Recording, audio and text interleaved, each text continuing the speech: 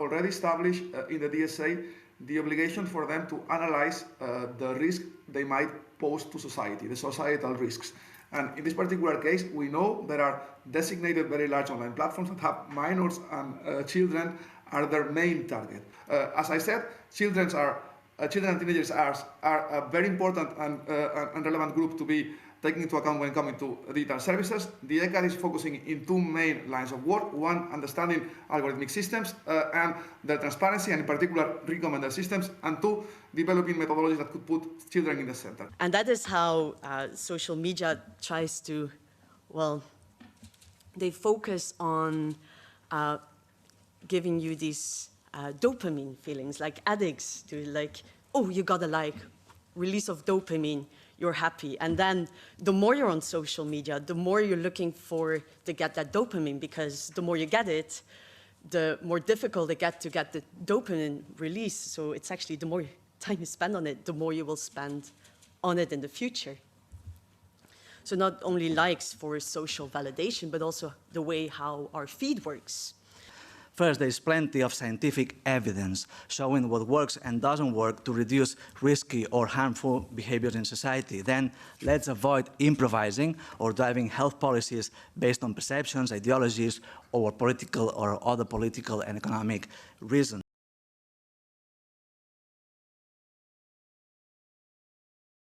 That content that we are recommending should not be the content that adults are seeing. And in fact, we default teens, once we know you're a teen, into that experience where you are going to see less sensitive content than an adult would.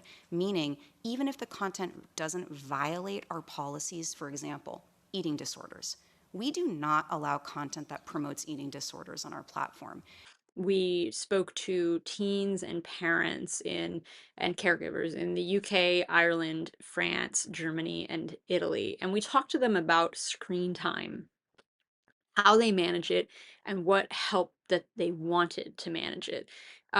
So, we went in asking them a range of questions, well, rather Internet Matters did, and we have this research described in a report called Intentional Use, How Agency Supports Young People's Well-Being in a Digital World. The DSA is not even in force yet for VLOPs.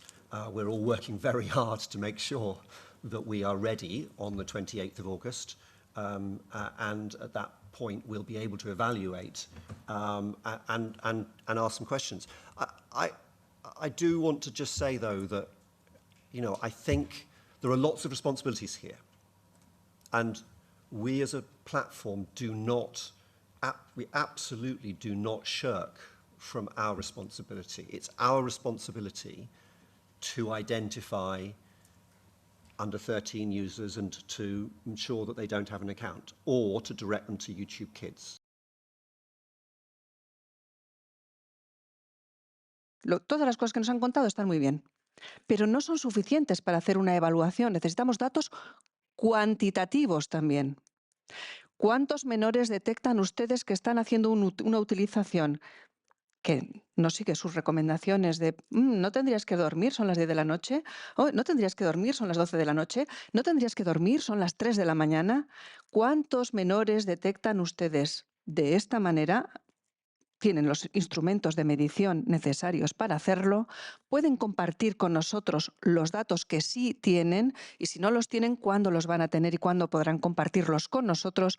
Y mi tercera pregunta es, hay niños que son adictos, hay menores que son adictos, pueden ser detectados.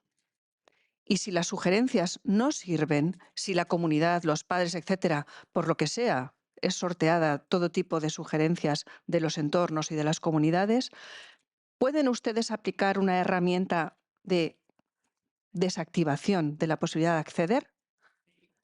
Pueden. ¿Están haciéndolo?